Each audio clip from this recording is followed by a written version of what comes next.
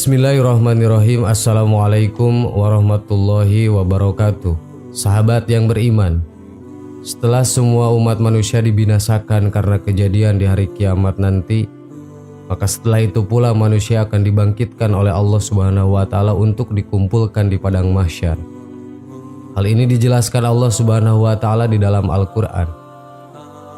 Ingatlah hari di mana Allah mengumpulkan kamu pada hari pengumpulan. Itulah hari ditampakkan kesalahan-kesalahan. Quran Surat At-Taghabun ayat 9. Kelak pada hari kiamat terdapat orang-orang yang akan dipermalukan saat berada di hadapan Allah Subhanahu wa Ta'ala. Lantas, siapa sajakah orang yang akan dipermalukan oleh Allah kelak di hari kiamat?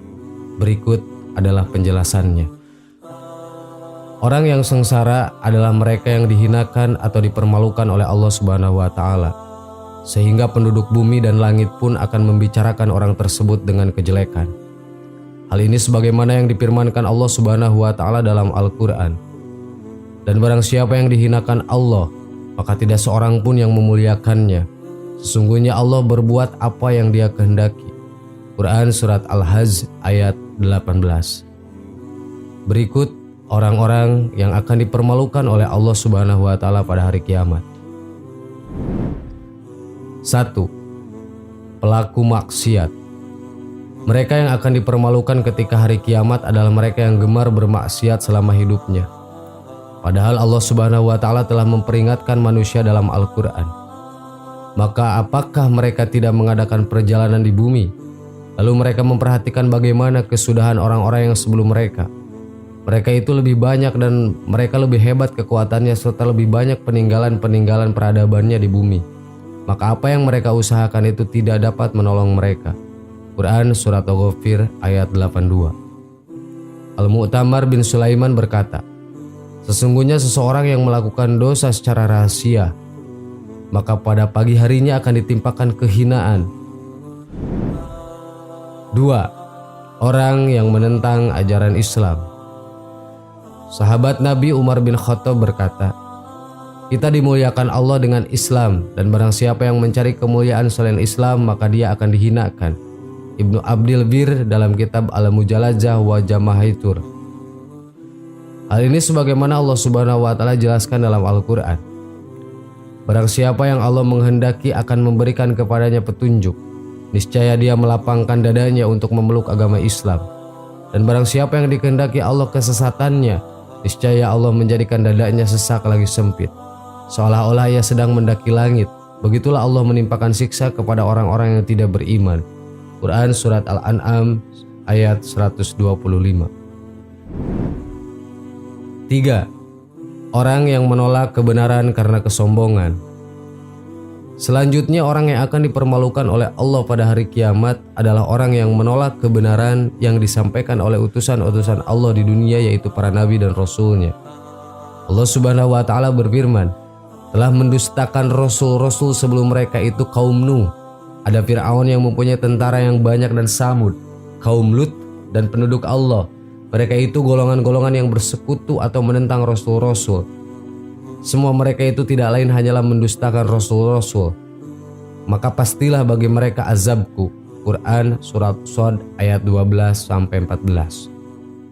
Sahabat yang beriman, itulah 3 golongan orang-orang yang dipermalukan oleh Allah kelak di hari kiamat. Semoga bermanfaat. Amin. Wallahu a'lam. Wassalamualaikum warahmatullahi wabarakatuh.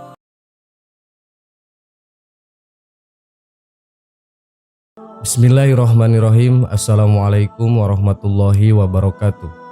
Sahabat yang beriman, neraka merupakan tempat mengerikan yang disiapkan oleh Allah untuk orang-orang kafir, mendustakan Rasulnya, dan yang melakukan larangannya.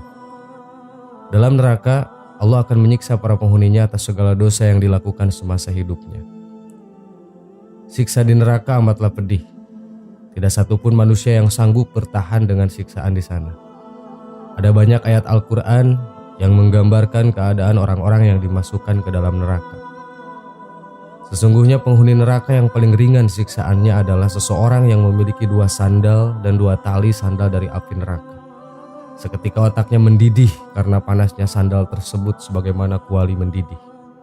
Orang tersebut merasa bahwa tak ada seorang pun yang siksaannya lebih pedih daripadanya. Padahal siksanya adalah yang paling ringan di antara mereka. Hadis riwayat Muslim.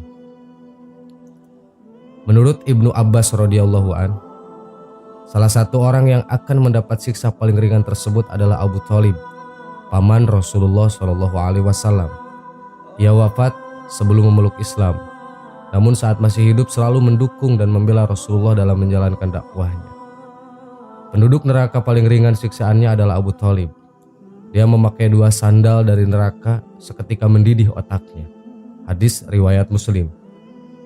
Berikut penjelasan 3 jenis siksaan neraka tersebut.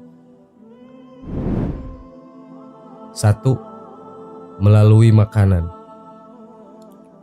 Ketika penghuni neraka kelaparan, Allah Subhanahu wa Ta'ala memberikan cairan yang mendidih, namun makanan tersebut tak pernah membuat mereka merasa kenyang. Makanan ini diantaranya ad-dar'i dan az-zakum yang berisi nanah seperti pada luka bakar dan rasanya pahit. 2. Melalui minuman. Penghuni neraka juga mendapatkan minuman. Awalnya minuman tersebut terasa hangat di tenggorokan, namun ketika telah berada di perut, minuman ini terasa panas mendidih. Hal ini karena sebenarnya air ini adalah air mendidih, dan minuman ini pun tidak menghilangkan mereka dari rasa haus. Kisah ini pun tertuang dalam Al-Quran. Perumpamaan taman surga yang dijanjikan kepada orang-orang yang bertakwa. Di sana ada sungai-sungai yang airnya tidak payau, dan sungai-sungai air susu yang tidak berubah rasanya, dan sungai-sungai khamar atau anggur yang tidak memabukkan, yang lezat rasanya bagi para peminumnya, dan sungai-sungai madu yang murni.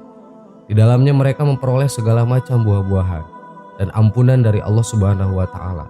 Samakah mereka dengan orang yang kekal dalam neraka dan diberi minuman dengan air yang mendidih sehingga ususnya terpotong-potong? Quran Surat Muhammad ayat 15.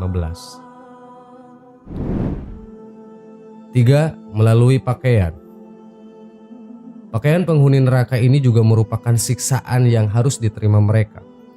Pakaian mereka berbahan bara api yang berasal dari neraka. Dan tentu pakaian bara api ini akan terasa panas, bahkan membakar kulit dan badan mereka. Penduduk surga teringat siksaannya. Tak ada kenikmatan sekecil apapun untuk para penghuni neraka. Bahkan dengan siksa ringan pun tidak akan ada makhluk yang sanggup untuk merasakan pedihnya. Imam Abu Lais As-Samarkandi menuliskan sebuah hadis dalam kitabnya Tanbihul Ghafilin. Rasulullah Shallallahu Alaihi Wasallam bersabda, sesungguhnya siksaan penghuni neraka yang paling ringan adalah seseorang yang pada kedua kakinya ada 2 sandal dari api neraka, yang karena kedua sandal itu otaknya mendidih seolah-olah sandal itu adalah periuk, di mana pada telinganya ada bara api, pada giginya ada bara api, dan pada bibirnya ada uap api. Usus perutnya keluar dari kedua telapak kakinya. Ia berpendapat bahwa dia adalah penghuni neraka yang paling ringan siksaannya.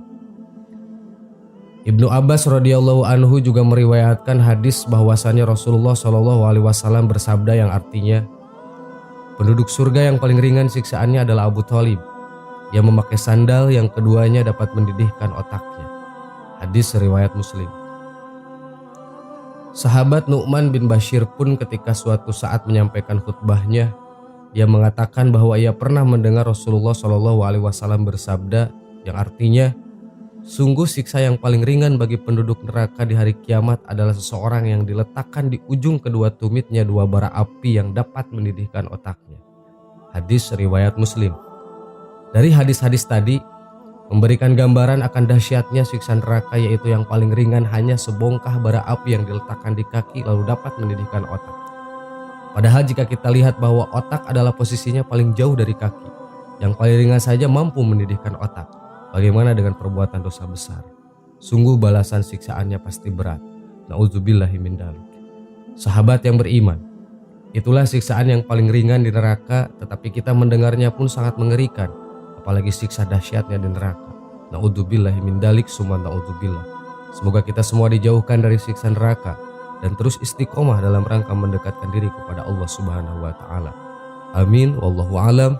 Wassalamualaikum warahmatullahi wabarakatuh.